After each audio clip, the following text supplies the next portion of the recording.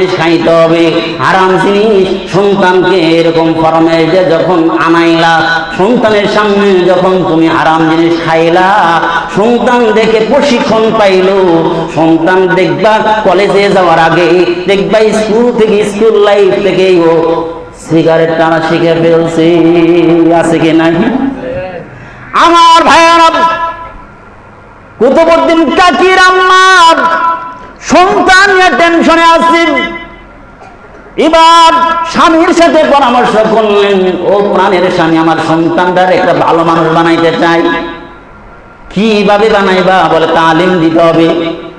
আল্লাহ যে রিজিক দাতা, পৃথিবীর কেউ যে রিজিক দেয় না, আল্লাহ যে রিজিক দেয়, কথার প্রশিক্ষণটা আগে আর অন্তরের মধ্যে ঢুকাইতে হবে।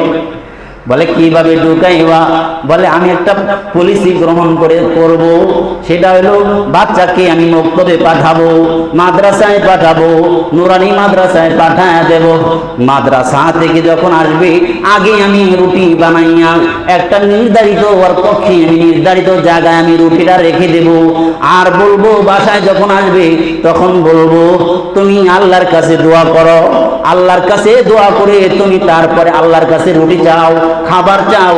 আল্লাহ রুটি দিলে, খাবার দিলে খাইবা, কারণ আল্লাহ রুটি এবং খাবার তোমাকেও দেয়, আমাকেও দেয়, সবাই রে খাওয়ায় কি?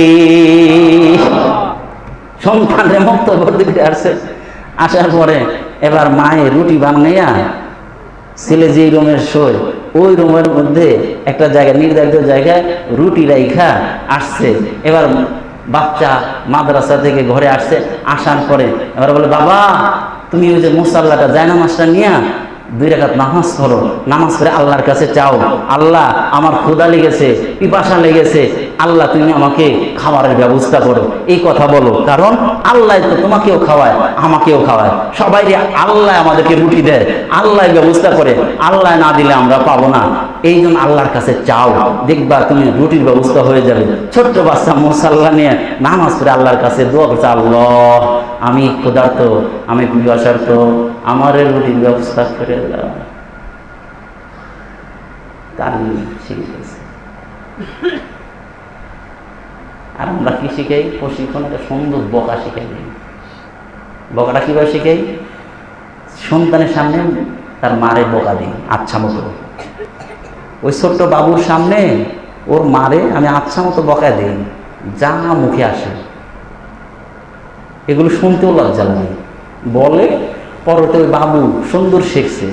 এখন ওই বাবু আস্তে আস্তে দেখা যাচ্ছে সার্ভিস চালু হয়ে গেছে। এখন এই বাবু বলতে পারে, এই ছোট বাচ্চাটাও বলতে পারে। এর জন্য দায়ী কি? এর যে আমি নিজে দায়ী। আল্লাহ আল্লাহ আল্লাহ আল্লাহ।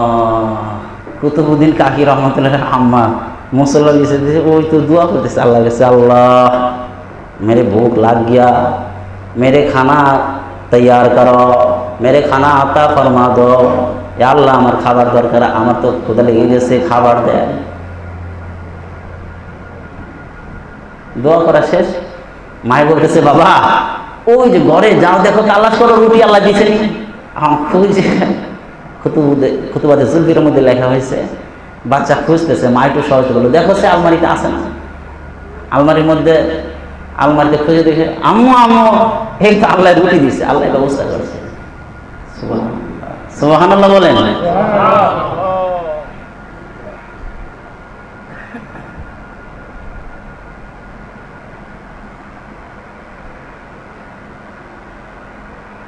কুতুবউদ্দিন কাকি রহমাতুল্লাহ আলাইহি প্রতিদিন রুটিনে পরিণত হয়ে গেল।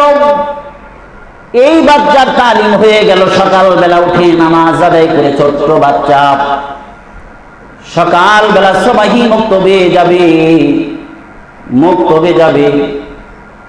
আগের জামানায় মক্তবে সব কিছু শিক্ষা দেওয়া হইতো, শুধু কোরআন শিক্ষা দিয়ে ক্ষান্ত না, বরং নামাজ, কালাম, রোজা, তাসবিহ, তাহলিল, যা কিছু জীবনে দরকার সব মাসাইল সহ শিক্ষা দিত। এখন এই জায়গাটা দখল করেছে নুরানি মাদ্রাসা। নুরানি মাদ্রাসায় যখন বাচ্চারা যায়, দেখবেন সব কিছু শিক্ষা দেয়। ছোট বাচ্চা হাদিস বলতে পারে, কালেমা বলতে পারে, পারে কি পারে না? আমার ভাইরা এমনও ছোট বাচ্চা আছে যা পারে, আমরা বুড়ারাও তা পারি না। সুন্দর জবানে লিসানে দেখবেন, বিশুদ্ধ জবানে ওই সুন্দরভাবে সূরা ফাতিহাটা শোনায় দেবে, আলাম তারা থেকে নাস পর্যন্ত শোনায় দেবে, দোয়ায় কুনুত শোনায় দেবে, দোয়ায় মাসুরা শোনায় দেবে, আত্মায়িত শোনায় দেবে, দোয়ের দরুদ শরীফ শোনায় দেবে, হাদিস শোনায় দেবে, জানাজার দোয়া শোনায় দেবে, জানাজা কেমনে পড়াইতে হবে শোনায় দেবে। বলছে 2 বছর লেখাপড়া করেছি, কিন্তু মুসলমানদের জিন্দেগিতে চাকরি যা কিছু দরকার ছোট্ট বাবু এখন ছোট্ট বাচ্চা তা পারে।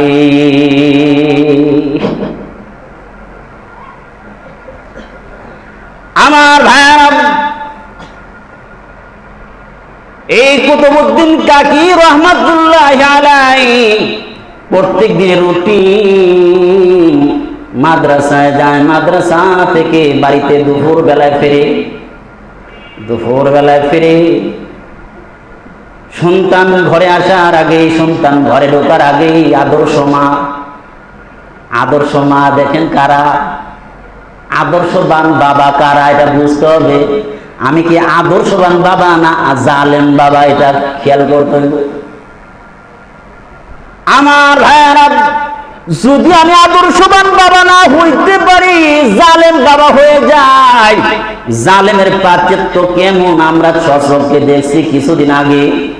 আমার ভাইয়েরা, যদি জালেম আমি নিজেও হই ফ্যামিলির মধ্যে, তাহলে দেখবো যে আমি আমার বুড়া বয়সে আমার প্রাচুর্য স্বরূপ আমার সন্তানের কাছ থেকে ফিডব্যাক হিসাবে ওই জুলুমের প্রাচুর্য আমারও ভোগ করতে হবে। জোরে বলেন ঠিক কি ঠিক না?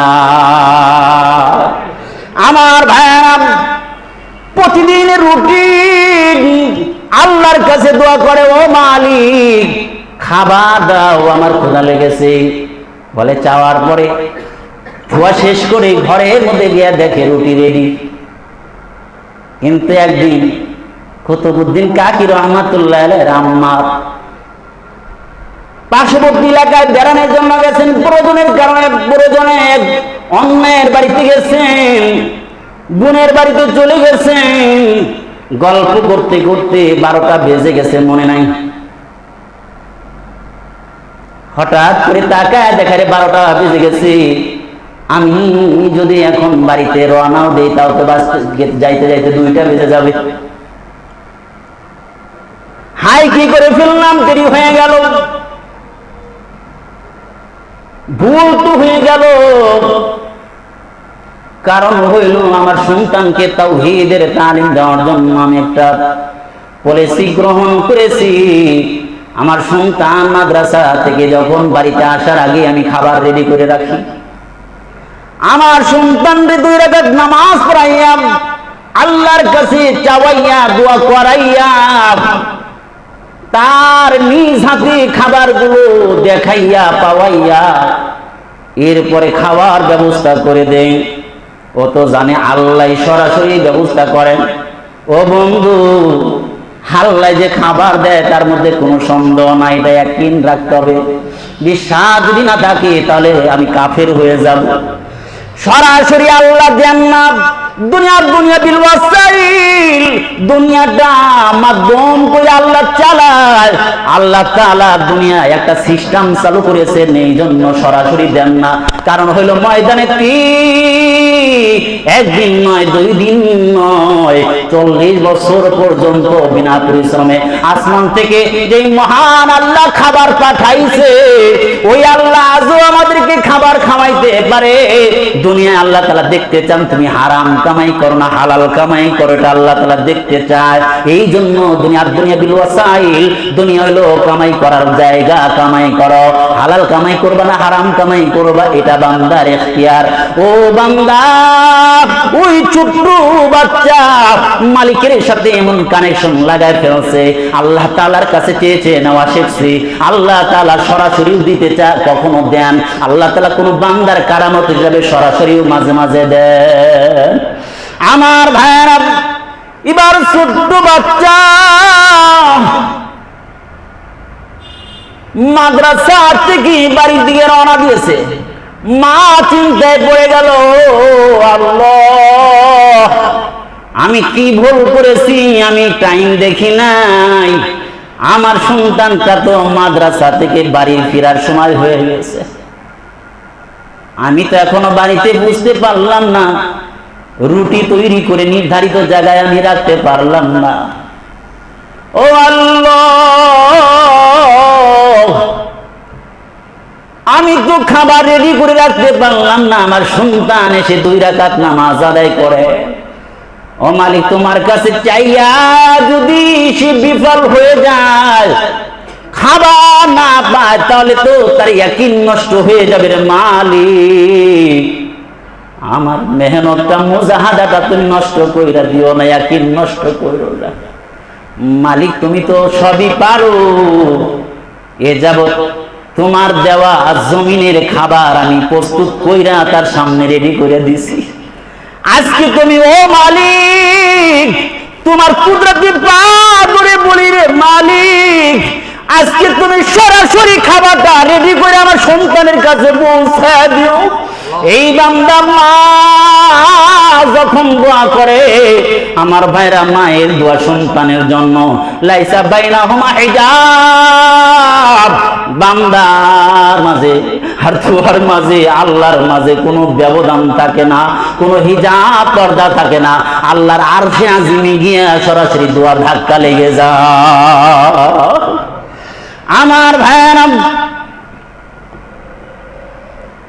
এবার মা টেনশন, চিন্তা,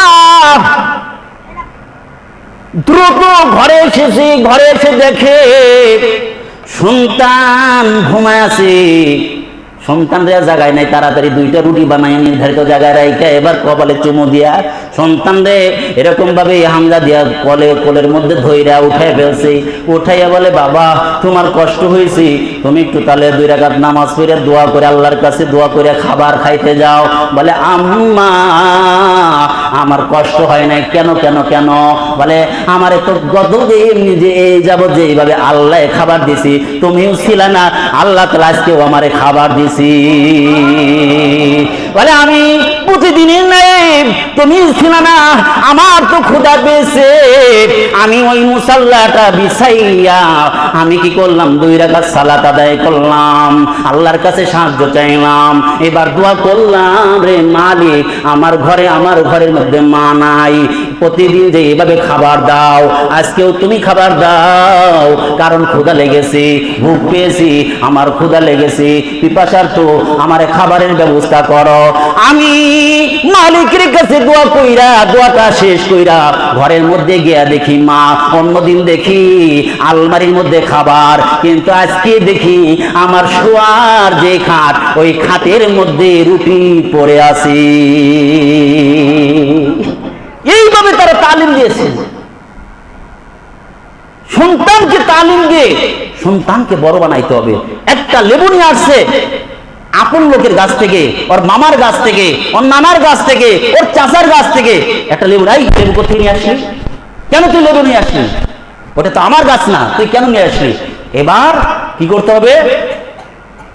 প্রয়োজনে তার ভাইকে আগেই বলে আসবে যে এই সন্তানকে তালিম দিতে হবে, টাকা নিয়ে আসলে তুমি নিবা, 2-একটা থাপ্পড় লাগাইয়া ধমক দিয়া 10টা টাকা নিয়ে ওর সাথে নিয়ে বলবে, এই 10টা টাকা দিয়ে এই লেবু কেন নিবি, কেন তুই লেবু নিবি? এই তালিম যদি হইতো, এই বাচ্চার জীবন যাইতো, কোনোদিন কারো গাছ থেকে কোনো জিনিস ধরতো না, কারো বাড়িতে আগুন দিত না, কারো জিনিস নষ্ট করতো না। আরে মিয়া, আমরাই তো এমন হয়েছি, যাওয়ার সময় একটা লেবু তুলে নিয়ে গেছি, একটা পেঁপে ছিঁড়ে নিয়ে গেছি, ওটা তো মামার গাছ, ওটা তো নানার গাছ। আরে মিয়া, মালিক তো তুমি না, মালিক তো তোমার মামা, মালিক তো তোমার চাচা, তুমি তো নিয়ে গেছো ছিঁড়া, সন্তান তো দেখছে, এই জন্য সন্তান এখন ছেড়ে। সরে বলেন ঠিক কি ঠিক না? এই জন্য সন্তানকে তালিম দিতে হবে। সন্তান কখনো, বাচ্চারা কখনো খারাপ না। প্রত্যেকটা বাচ্চা দুনিয়ায় জন্মগ্রহণ করে মুসলমান হইয়া, নিষ্পাপ হইয়া। সুতরাং যতগুলো বাচ্চা খারাপ হয়, এর জন্য সর্বপ্রথম দায়ী আমরা নিজেরা।